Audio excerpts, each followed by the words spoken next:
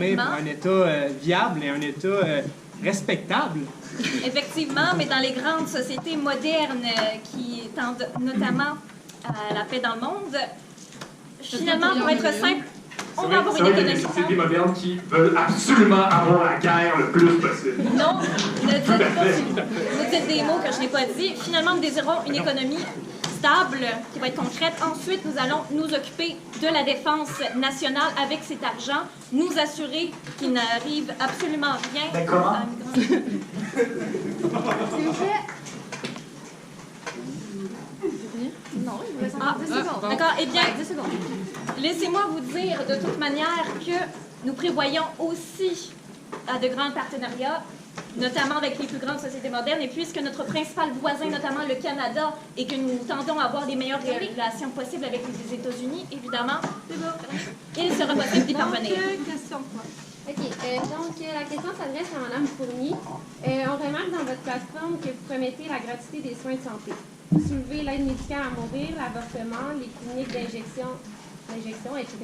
Que comptez-vous faire de cela au niveau du privé? Puisque rien n'y est mentionné, allez-vous tout de même financer ces pratiques ou bien mettre certaines lois sur ce qui est de la réattribution des tâches, par exemple? Vous avez 1 minute 30 pour répondre à la question. On a décidé de ne pas financer les instituts privés, de plus se centrer sur les instituts publics par rapport au fait où, justement, on veut la gratuité des systèmes de santé. En ce moment, au Québec, c'est sûr que les sociétés privées sont financées à un certain pourcentage. Pour notre part, on a décidé de ne pas le faire parce qu'on trouvait que c'était plus important pour que notre population soit servie de se concentrer dans les services de santé qui sont gratuits. Donc, c'est ça, pour justement les cliniques d'injection, pour favoriser les gens de ne pas vivre au sens de nier le problème, de vraiment être ouvert face à ça. Donc, à ce que les gens puissent aller avoir des places sécuritaires ou aller pour justement s'injecter. Par la suite, on voulait aussi prévoir des programmes pour accompagner ces gens-là vers une désintoxication, justement. Aussi, avec le service d'implantation de la carte d'assurance maladie, comme on a justement en ce moment au Québec, on trouve que c'est un système qui fonctionne déjà très bien. Justement, les États-Unis essaient d'implanter, ça fonctionne plus ou moins. Donc, on va continuer sur cette ligne-là. Donc, je pense que c'est pas mal ça. Hold. 45 secondes. Oui, eh bien, d'abord, je tiens, étant d'abord une femme et aussi d'un chef d'un parti gauche, évidemment, c'est sûr que évidemment, je soutiens à 110 % votre projet. Néanmoins, je tiens à soutirer un certain doute qui existe, notamment quant à la présence des hommes, évidemment, dans votre programme électoral, étant donné que j'avais certains doutes quant à leur présence dans les décisions de certains enjeux. Évidemment, étant donné que l'égalité est surtout au centre de notre parti, je tenais tout simplement à savoir si vous pouviez clarifier, évidemment, concernant la véritable présence de l'égalité, non seulement la présence des femmes dans ces enjeux-là. Dominique, Joël? Tenter de rester sur le même sujet qui est la santé. Effectivement, moi je suis très d'accord avec ma collègue concernant la gratuité et l'universalité, c'est-à-dire du système de santé. Le petit problème que je rencontre et qu'on a trouvé la solution, je l'espère, c'est qu'on puisse peut-être combattre, c'est-à-dire l'engorgement des hôpitaux et des CLSC, ou des CLSC, c'est-à-dire les futurs CLSC qu'on va avoir. Et je pense qu'il faut élargir le champ des compétences des infirmières qualifiées, des infirmières spécialistes, ainsi que les pharmaciens qui ont tout pour réussir et pour pouvoir prescrire des remèdes, etc., pour les Sacha de ce monde. Sacha, alors 5 secondes.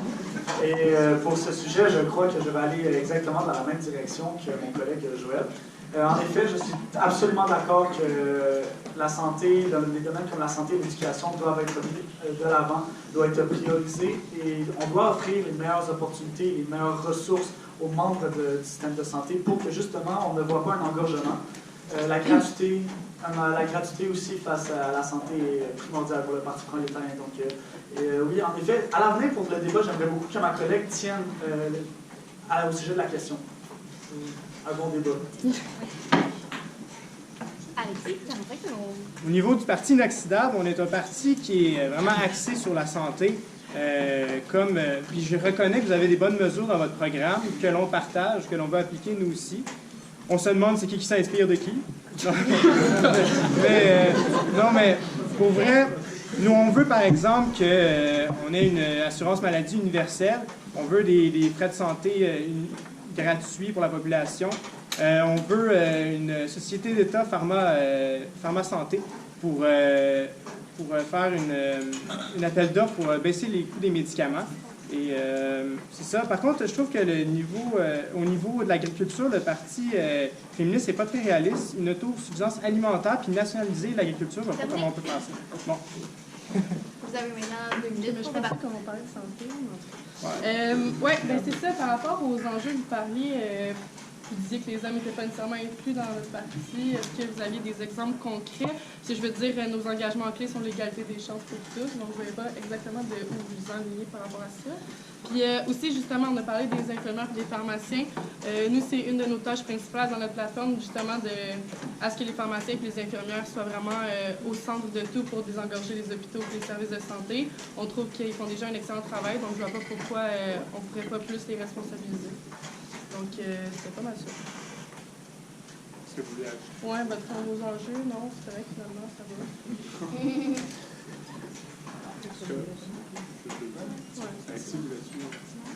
Non, c'est bon.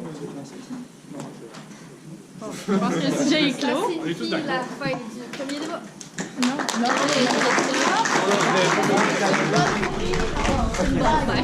Dernière question.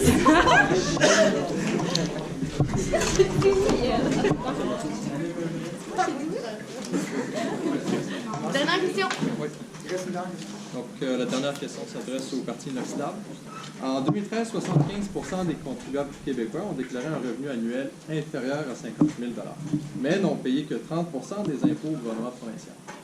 Votre proposition de diminuer les impôts des contribuables ayant un revenu annuel inférieur à 50 000 $ ne participerait-elle pas à accentuer le fardeau fiscal disproportionné?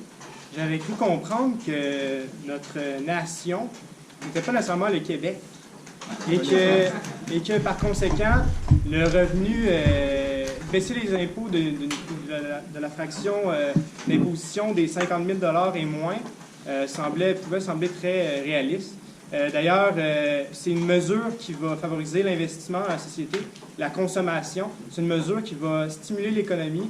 Je pense que c'est très salutaire pour les gens qui ont un salaire inférieur à 50 000 $.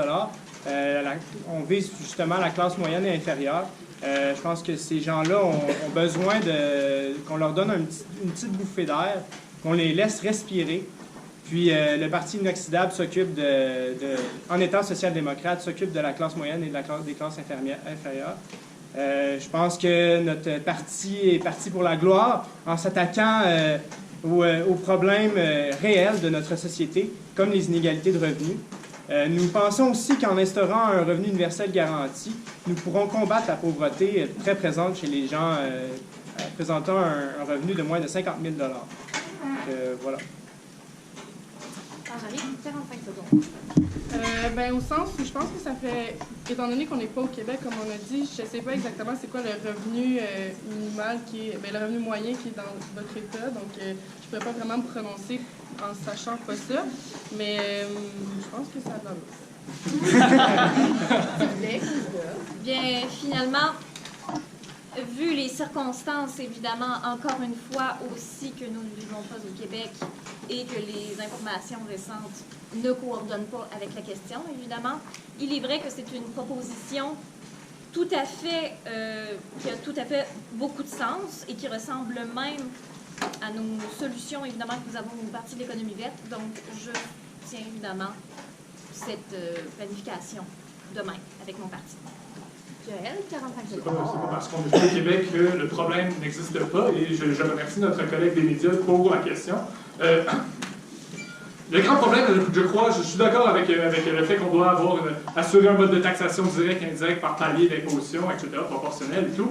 Le gros problème, je pense que c'est au niveau du revenu maximal, si vous pouvez peut-être me corriger. Le revenu maximal garanti, c'est-à-dire qu'un individu n'a pas le droit de faire plus qu'un certain montant, et à partir de ce montant-là, c'est coupé complètement. Et je pense que le problème, c'est qu'il y a peut-être des personnes justement du milieu d'entrepreneuriat qui va peut-être pas vouloir nécessairement s'engager dans notre pays, le pays de Paul 108, excusez-moi, le pays de Paul 108, et justement, c'est le grand problème avec votre plateforme, monsieur. Je m'excuse. OK, donc en effet, je suis d'accord, c'est pas parce qu'on n'est pas au Québec qu'il n'y a pas un problème d'inégalité ou d'inéquité salariale. Nous, en fait, avec la société qu'on essaie de monter, il n'y aura pas ce problème d'inégalité salariale. Chaque personne pourra faire l'emploi qu'il désire avec les meilleures ressources disponibles sans avoir peur de faire moins que quelqu'un d'autre qui fait aussi l'emploi qu'il désire et qu'il aime. Donc voilà, c'est ça qu'on propose nous avec le Parti prolétarien, c'est chaque personne fait ce qu'il aime avec le meilleur salaire possible. Vous avez 2 minutes pour répliquer. J'aimerais commencer. Bon, au niveau du revenu maximal, j'aimerais défendre mon point. Je pense que pour le moment de proposition de baisser le salaire, baisser l'imposition des gens gagnant moins de 50 000 $, ça fait consensus. Donc, c'est intéressant de voir qu'on est capable de s'entendre entre nous. Bravo! Et sinon, pour ce qui est du revenu maximal, je trouve que c'est justifié. Dans le fond, ce qu'on propose, c'est de fixer un revenu maximal au revenu quand le revenu des patrons, des salariés est 20 fois supérieur au revenu médian d'une entreprise. Puis ça vise surtout les cadres des entreprises et des sociétés d'État. Donc, c'est juste de reconnaître que c'est pas normal qu'une personne puisse gagner 1 milliard alors qu'une personne dans la même société gagne pratiquement rien et s'endette, a de la misère à survivre. Donc, avec le revenu excédent, par exemple, disons que le revenu médian est de 50 000, 20 fois supérieur à ça, ça serait 1 million de dollars. Bien, l'excédent servirait à payer les services offerts par l'État. Dans le fond, ça serait perçu par l'État. Ça serait... c'est ça. Mais c'est pas nécessairement un problème. J'ai l'impression que ça va jouer dans la tête du monde de savoir je peux pas partir en entreprise parce que dans tous les cas, le gouvernement va tout simplement arrêter de peut-être me financer ou whatever. Il va tout simplement, je sais pas, on dirait que ça va jouer peut-être dans l'esprit des gens et je trouve que c'est un peu anti-liberté. Moi, je pense qu'on devrait faire comme nous et justement pallier l'imposition pour les plus riches et les grandes entreprises. Je pense que vous avez mal compris mon point. Dans le fond, le revenu maximal ne touche pas nécessairement toute la société. C'est seulement les cadres des sociétés d'État et les cadres des grandes entreprises. Puis je pense que les gens peuvent comprendre que c'est justifié. Parce que dans le fond, tu sais, on ne va pas contre la raison avec ces mesures.